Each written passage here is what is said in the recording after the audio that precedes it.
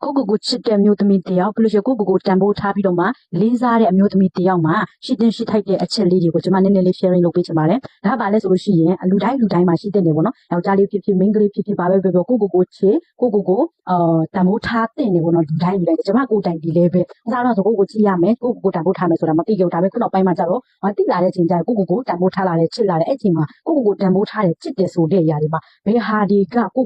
တန်ဖိုးထားတဲ့အရာတွေချစ်တဲ့အရာတွေဖြစ်စေလဲဆိုရကိုကျွန်မအနေနဲ့ sharing လုပ်ချင်ပါတယ်နံပါတ်1အချက်ကဘာလဲဆိုတော့ကိုစိတ်ကိုတေချာသိချင်းပေါ့နော်အဲ့လိုပြောလို့ကိုစိတ်ကိုတေချာမသိတဲ့လူတွေရှိသေးလို့လားဆိုတဲ့လူတွေလည်းရှိကောင်းရှိမယ်ရှိပါတယ်ဘာလို့လဲဆိုလို့တခါတလေကြာရင်ကျွန်မကိုယ်တိုင်လည်းဖြစ်တယ်ကိုပါလို့ချင်လို့ပါလို့ချင်မှမသိဘာဝါဒနာပါလို့ပါမှမသိအဲ့လိုမျိုးတွေပျောက်နေတဲ့ချိန်တွေရှိတယ်ပေါ့နော်အဲ့လိုမျိုးရှိတဲ့ချိန်မှာကိုဒီဘာလို့ရမလဲဆိုလို့ရှိရင်အလုပ်တစ်ခုခုလုပ်နေရမယ်အဲ့ဒီအရာကိုဝါဒနာမပါဘူးဆိုလို့ရှိရင်တိတာတယ်ဘာလို့ဆိုတော့အဲ့ဒီအရာလုပ်နေလို့ရှိရင်ကိုဒီညှိုးဝဲလွယ်ပြင်းလွယ်တယ်စိတ်အားထက်တာမှမရှိဘူးအဲ့လိုမျိုးတွေပေါ့နော်အဲ့ချိန်မှာကျွန်မကိုယ်တိုင်ဒီလဲပဲနောက်ပိုင်းမှာတိလာတယ်ကျွန်မမလုပ်ချင်တဲ့လုပ်တွေကိုလုပ်နေရတယ်အဲ့ဒီဟာတွေကိုကျွန်မဝါဒနာမပါမှန်တိလာတယ်ပေါ့နော်တိတယ်တိုးတော့တချို့ကိစ္စတွေမှာဝါဒနာမပါမှန်တိတာနဲ့တန်းပြီးတော့မှဖြတ်ပစ်လိုက်လို့ထွက်ပစ်လိုက်လို့မရတဲ့အခြေအနေတွေကိုယ့်ရဲ့နောက်ခံ background တွေကြောင့်မို့လို့ကျွန်မလိုပဲဗာလဲအဲ့လိုမျိုးတိခံပြီးတော့မှဆက်လုပ်နေတဲ့လူတွေလည်းရှိတယ်အဲ့လိုချိန်ကျရင်ဘယ်လိုဖြစ်ရမလဲဆိုလို့အဲ့ဒီအရာကိုလည်းပဲကိုယ့်ရဲ့အခြေအနေကြောင့်ဆက်လုပ်လို့ရတယ်ပြီးတော့ကျတော့ကိုဝါဒနာပါတဲ့အရာကိုလည်းပဲမစွန့်လွတ်လိုက်ဘဲနဲ့ပေါ့နော်အားတဲ့ချိန်မှာအားရင်အားတယ်လို့အဲ့ဒီຢာကိုလည်းဆက်လက်လာဖို့အကြံပေးချင်တယ်ပေါ့နော်ကျွန်မကိုယ်တိုင်ဒီလည်းပဲအဲ့လိုမျိုးပဲကျွန်မအခုလုပ်နေတယ်ပေါ့နော်ပြီးရင်ဒုတိယတစ်ချက်ကပါလဲဆိုလို့ရှိရင်ကိုချစ်တဲ့လူတယောက်ကကိုနာကျင်အောင်ဘယ်တော့မှမလုပ်ဘူးနာကျင်အောင်ဘယ်တော့မှမလုပ်ဘူးဆိုတာကဘယ်လိုမျိုးလဲဆိုလို့ရှိရင်အဲ့နာကျင်အောင်လုပ်တာတချို့ဆိုလို့ရှိရင်ကိုစူဆိုင်လုပ်လိုက်တာတို့ပေါ့နော်အဲ့လိုမျိုးတချို့ဆိုလို့ရှိရင်ဓာတ်နဲ့ထိလိုက်တာတို့အဲ့လိုမျိုးတွေရှိတယ်ကိုချစ်တဲ့လူတယောက်ကိုတန်ဖိုးထားတဲ့လူတယောက်ကတစ်ဖက်သူရဲ့ကြောင့်တစ်ဖက်သားကြောင့်မလို့ကိုတန်ဖိုးကြသွားစေမယ်ကိစ္စတွေကိုဘယ်တော့မှမလုပ်ဘူးပေါ့နော်ဘာလို့လဲဆိုလို့ရှိရင်ပေါ့နော်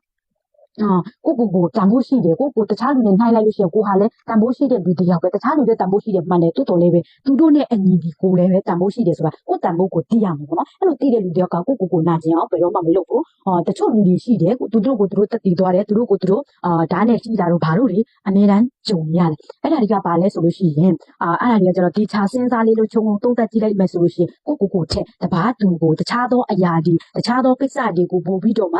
ချစ်မိသွားလို့သဘောကျမိသွားလို့အဲ့လိုမျိုးတွေစိတ်ဝင်စားမိသွားလို့အဲ့လိုမျိုးတွေဖြစ်တတ်တယ်ပေါ့နော်ပြီးလို့ရှိရင်နံပါတ်3ချက်ကပါလဲဆိုတော့ကိုချစ်တဲ့လူတယောက်ကကိုနဲ့အဆင်ပြေတဲ့ပတ်ဝန်းကျင်ကိုနဲ့မတင့်တော်တဲ့ပတ်ဝန်းကျင်မှာဘယ်တော့မှမနေဘူ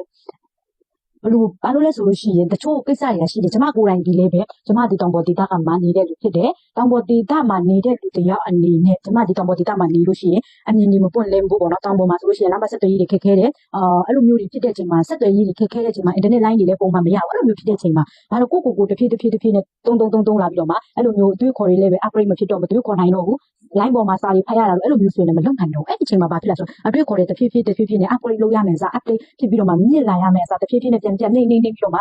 အတက်ကကြီးလာပြီးတော့မှလူကတဖြည်းဖြည်းနဲ့အောက်ပြန်ရောက်သွားတဲ့ဟာရှိတယ်ပေါ့နော်ဒါကြောင့်မို့လို့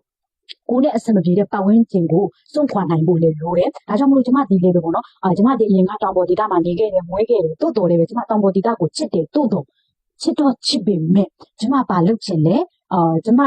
ဘယ်လိုမျိုးပုံစံဖြစ်ချင်လဲဆိုတာကိုသိတဲ့အချိန်မှာကျမရဲ့လုပ်ချင်တဲ့အရာဖြစ်ချင်တဲ့ပုံစံနဲ့ကျမနေထိုင်နေတဲ့ပတ်ဝန်းကျင်လူတွေနဲ့မကိုက်ညီတဲ့အချိန်မှာကျမရဲ့ဖြစ်ချင်တဲ့အရာလုပ်ချင်တဲ့အရာနဲ့ကိုက်ညီတဲ့ပတ်ဝန်းကျင်တစ်ခုကိုကျမပြောင်းရွှေ့ရတယ်။ပြောင်းရွှေ့တဲ့အချိန်မှာလည်းပဲနောက်ပိုင်းမှာသိလာရတဲ့တစ်ခုကကျမပြောင်းရွှေ့ချင်လို့ပြောင်းရွှေ့လိုက်ရတော့မျိုးတော့မဟုတ်ဘူး။အခြေအနေကြောင့်ကျမမဖြစ်မနေပြောင်းရွှေ့လိုက်ရတယ်ဆိုပေမဲ့နောက်ပိုင်းသိလာရတဲ့ဒါဒီကျမအတွက်အဆင်ပြေလို့ကျမအတွက်ပေါ့နော်တင့်တော်တဲ့ပတ်ဝန်းကျင်ဆိုတာကိုကျမနောက်ပိုင်းနဲ့တဖြည်းဖြည်းသိလာပြီးတော့မှတဖြည်းဖြည်းပေါ့နော်အဲ့ဒီအရာတွေကိုကျမအဲ့ဒီအရာတွေပေါ်မှာခြေခံပြီးတော့မှကျမစူးစမ်းလာတယ်။ဒါကြောင့်မလို့ပေါ့နော်ဘာပဲပြောပေါ့နော်ကိုချစ်လို့ရှိရင်ပေါ့နော်ကိုနဲ့တင့်တော်တဲ့ပတ်ဝန်းကျင်ကိုလုပ်ချင်တဲ့အရာတွေကိုဖြစ်ချင်တဲ့အရာတွေကိုထောက်ပံ့မှုမပေးနိုင်ရင်တော့အဲ့ဒီဟာတွေကိုလွတ်လပ်ကိုကလုပ်လို့ရမယ့်ပတ်ဝန်းကျင်ဖြစ်လို့ရမယ့်ပတ်ဝန်းကျင်မှာပဲရှင်တန်ဖို့ကျွန်မပြောချင်ပါတယ်ဒီနေ့ကျွန်မပြောချင်တဲ့အကြောင်းအရာတွေကအဲ့ဒီအရာလေး၃ခုဖြစ်ပါတယ်အားလုံးပဲတက်တာပါရှင်